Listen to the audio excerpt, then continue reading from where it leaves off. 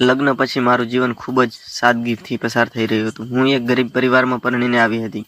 મારા પતિ સ્વભાવથી ખૂબ જ સારા હતા, પરંતુ નસીબે અમારો સાથ લાંબો આપ્યો નહોતો. થોડા જ વર્ષોમાં હું વિધવા બની ગઈ.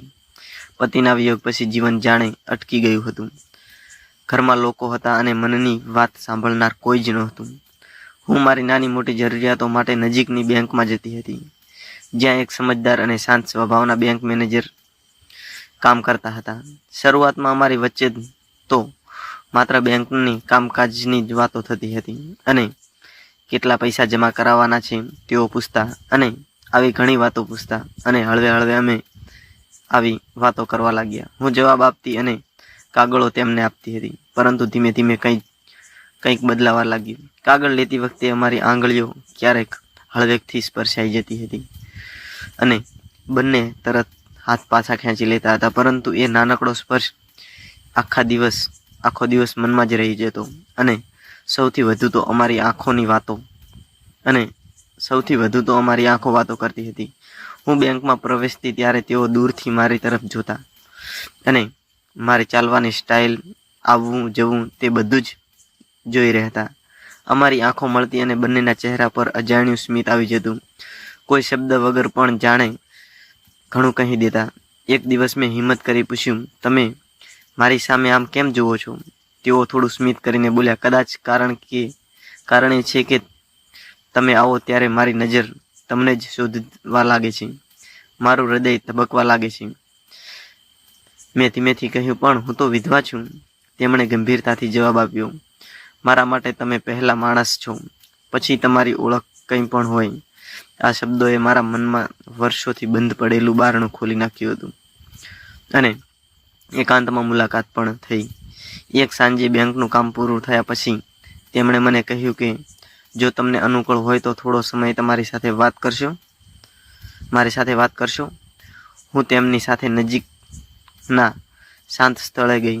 ત્યાં કોઈ ઉતાવળ નહોતી અને અમે લાંબા સમય સુધી અમારા જીવનની વાતો કરતા રહ્યા. તેમણે મારું દુઃખ સાંભળ્યું અને મેં તેમનું એકાંત પણ સમજ્યું.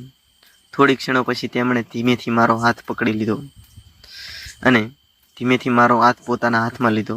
હું ચોંકી ગઈ, પરંતુ હાથ પાછો ખેંચ્યો નહીં. અમારી આંખો મળી અને એક ક્ષણ મને લાગ્યું કે વર્ષો પછી કોઈએ મારા હાથને માત્ર સ્પર્શ્યો નહોતો, પરંતુ મારા એકલાપણાને સ્પર્શ્યું હતું.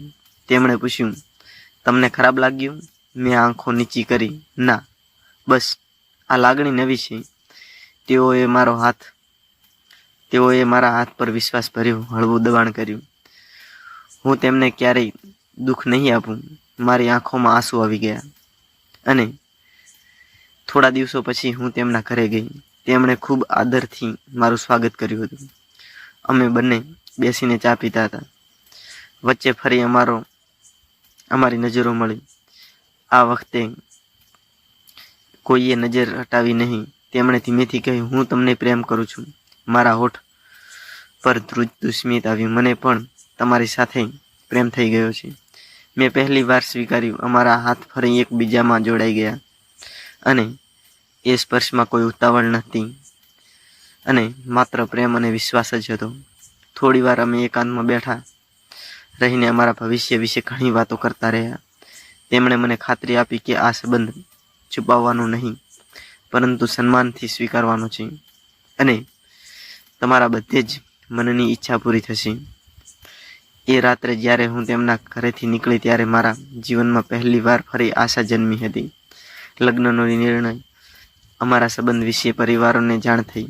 શરૂઆતમાં કેટલાક લોકોએ ઘણો વિરોધ કર્યો, ઘણા પ્રશ્નો કર્યા અને ખાસ કરીને મારા વિધવા હોવાને, પરંતુ બેંક મેનેજર મારા પક્ષે મજબૂતીથી ઊભા રહ્યા.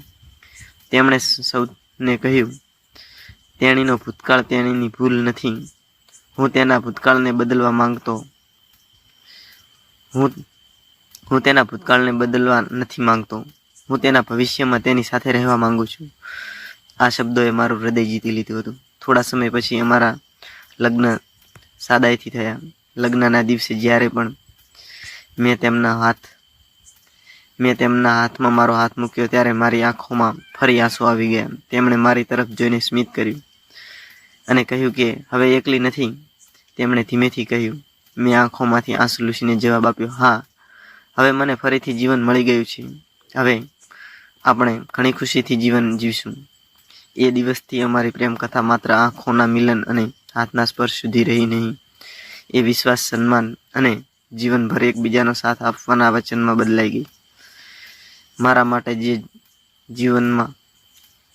જીવન ક્યારે વિધવા પણાની નિરાશામાં અટકી ગયું હતું, એ ફરી પ્રેમથી ખીલી ઉઠ્યું. અને મારી અને બેંક મેનેજર વચ્ચેનો પ્રેમ વધુ મજબૂત થતો ગયો. અને હવે મને એકલાપણું નથી લાગતું અને અમે બંને ખૂબ જ આનંદ કરીએ છીએ.